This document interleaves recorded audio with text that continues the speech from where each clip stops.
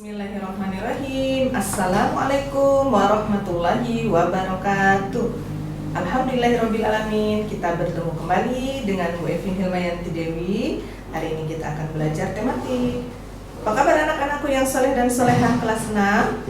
Semoga kalian dalam keadaan sehat walafiat. Amin ya rabbal alamin.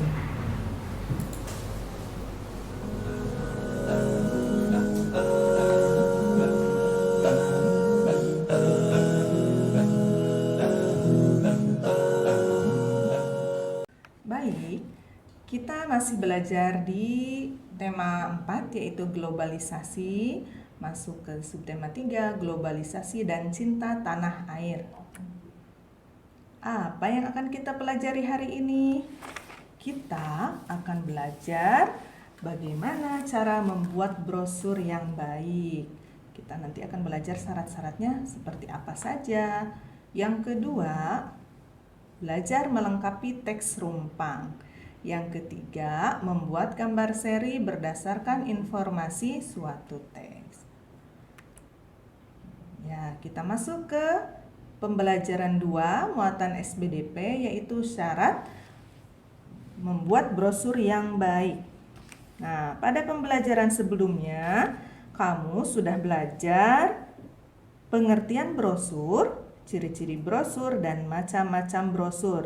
Hari ini kita akan belajar bagaimana cara membuat brosur yang baik, yaitu ada syaratnya. Yang pertama, syaratnya adalah judul yang terdapat di dalam brosur berukuran besar dan mudah terbaca oleh pembaca. Jika kalian lihat di sebelah kiri ada sebuah brosur. Nah, huruf yang besar itu adalah judul brosur tersebut, ya. Judulnya adalah lembar kreasi. Nah, jadi yang ketika membuat brosur, judul itu harus besar dan mudah dibaca. Kemudian syarat yang kedua, tulisan di dalam brosur jelas dan mudah terbaca oleh pembaca. Nah, di sini juga banyak tulisan-tulisannya, tetapi tulisan itu harus jelas dan mudah terbaca. Kemudian yang ketiga, bahasa yang digunakan dalam menyampaikan informasi mudah dipahami dan diingat. Dan yang terakhir adalah gambar yang ada di dalam brosur berkaitan dengan isi atau topik brosur. Jika kita lihat di sini ada gambar boneka jari, mainan. Nah, di sini gambarnya ini harus sesuai dengan isi atau topik brosur. Berikutnya yang akan kita pelajari adalah langkah-langkah melengkapi teks rumpang, yaitu muatan bahasa Indonesia. Sebelum belajar langkah-langkah melengkapi teks rumpang, kita harus tahu dulu apa yang disebut dengan teks rumpang. Teks rumpang adalah teks yang artinya pada bagian teks tersebut masih kosong sehingga tidak memenuhi standar kalimat. Jadi dalam paragraf itu ada satu kalimat yang masih kosong. Nah, bagaimana caranya? Kita harus melengkapi teks tersebut supaya menjadi sebuah paragraf yang padu. Nah, langkah-langkah yang pertama adalah membaca teks yang ada dengan cermat. Kita baca teks tersebut dengan cermat, difahami teksnya maksudnya seperti apa. Nah, setelah membaca dengan cermat, kemudian temukan topik atau permasalahan yang dibahas dalam teks tersebut. Kira-kira topiknya apa ya? Masalahnya apa ya yang dibahas? Nah, kalau sudah ketemu topiknya, sudah ditemukan masalahnya, kita lanjut ke tahap yang ketiga, yaitu perhatikan kalimat sebelum dan kalimat sesudah bagian yang rumpang. Perhatikan kalimat sebelum, kalimat yang kosong, dan sesudahnya. Berarti kita harus mencari kalimat yang cocoknya apa nanti dengan kalimat yang sebelum dan sesudah. Berikutnya, langkah yang keempat adalah melengkapi bagian rumpang tersebut dengan menghubungkan bagian kalimat sebelum dan sesudah tersebut. Dan yang terakhir, pastikan kamu menggunakan bahasa Indonesia yang baik dan benar dengan memperhatikan pedoman umum ejaan bahasa Indonesia atau PUEB. Oke, di sini Ibu punya sebuah teks. Ternyata dalam teks ini ada teks rumpang, masih kosong, belum terisi kalimatnya. Nah, ini disebut dengan teks rumpang. Ibu bacakan dulu ya teksnya. Pembangkit listrik tenaga surya adalah pembangkit listrik yang menggunakan titik. Pembangkit listrik dapat dilakukan dengan pemusatan energi surya. Pemusatan energi surya menggunakan sistem lensa atau cermin dikombinasikan dengan sistem pelacak untuk memfokuskan energi matahari ke satu titik untuk menggerakkan mesin kalor.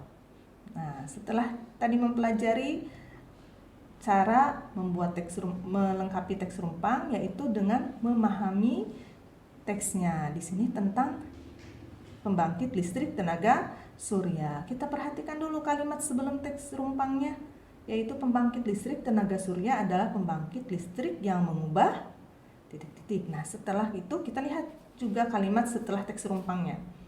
Pembangkit listrik dapat dilakukan dengan pemusatan energi surya.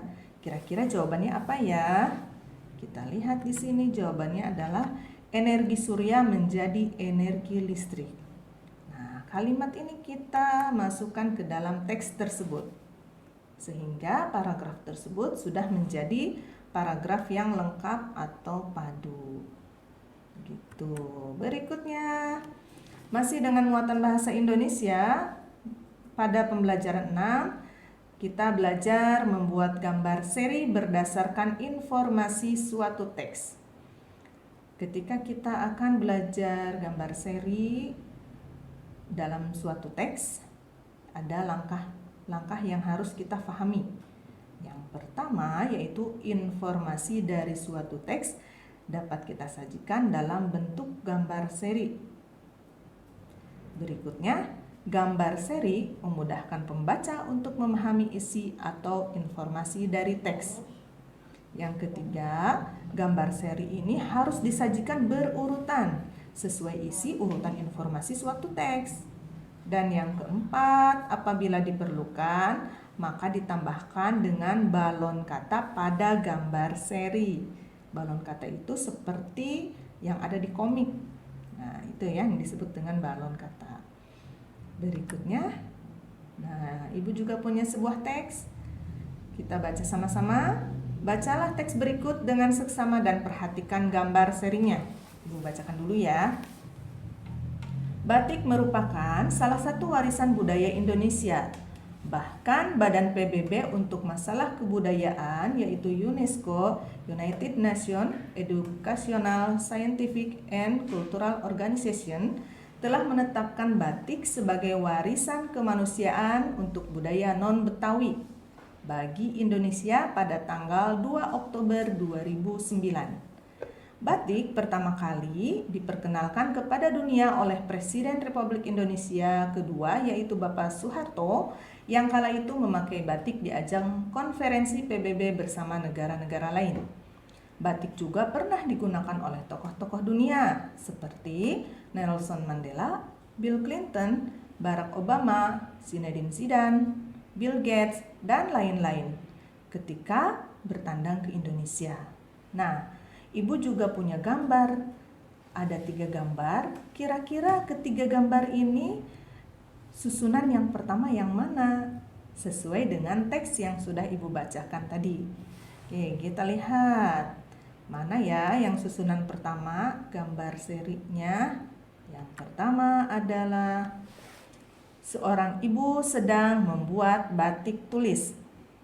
Gambar yang pertama, proses pembuatan batik tulis. Kemudian setelah batik tulis tersebut sudah jadi, sudah menjadi kain, kainnya sudah penuh dilukis oleh batik. Nah, proses yang kedua adalah kain batik tersebut diperlihatkan di sebuah pameran. Nah, setelah itu batik yang sudah diperlihatkan di pameran, nah ternyata banyak juga tokoh dunia yang sudah menggunakan batik khas Indonesia. Berikutnya kita akan membahas latihan soal Bu Pena halaman 78 sampai 79. Perhatikan gambar seri berikut. Ingat kembali teks tentang batik sebagai aset budaya Indonesia pada pembelajaran 4. Nah, ini ada 6 gambar sama seperti yang ada di buku. Coba kalian perhatikan. Kalau kalian sudah baca teksnya yang ada di halaman 78, 79 di pembelajaran 4 sebelumnya. Nah, kita akan menyusun. Harus sesuai dengan teks sebelumnya ya, Nak ya. Oke, kira-kira gambar yang pertama yang mana ya? Gambar yang pertama adalah gambar nomor 4. Seorang ibu sedang membuat batik pada selembar kain. Kemudian batik tersebut dipamerkan di sebuah pameran batik. Nomor 1. Berikutnya, urutan yang ketiga adalah nomor 2. Kita sebut saja Bu Nina ya. Bu Nina dan anaknya sedang berkunjung ke pameran batik. Nah, berikutnya urutan selanjutnya adalah nomor 5. Bu Nina kemudian menjahit batik tersebut sehingga menjadi sebuah pakaian. Urutan berikutnya adalah nomor 6. Pakaian yang sudah dibuat Bu Nina dipakai untuk lomba peragaan busana pakaian batik. Dan yang terakhir, Bu Nina mendapatkan penghargaan dari perlombaan tersebut. Ini ada di buku halaman 78-79. Silahkan kalian tulis jawabannya, disalin, kemudian diparaf sama ayah atau bundanya. Oke, berikutnya, mari berlatih. Nah, untuk memahami materi yang Ibu sampaikan hari ini, yaitu tentang syarat pembuatan brosur yang baik, kemudian kalimat rumpang dan gambar seri. Ada satu yang kalian kerjakan hari ini supaya lebih memahami lagi mengenai kalimat rumpang, yaitu lengkapilah bagian rumpang dari teks eksplanasi berjudul Panel Listrik Tenaga Surya dari Bu Pena halaman 69 nomor 2. Itu saja dari Ibu, semoga bermanfaat, insya Allah menambah pengetahuan kalian dan juga kita semua. Terima kasih. Assalamualaikum warahmatullahi wabarakatuh.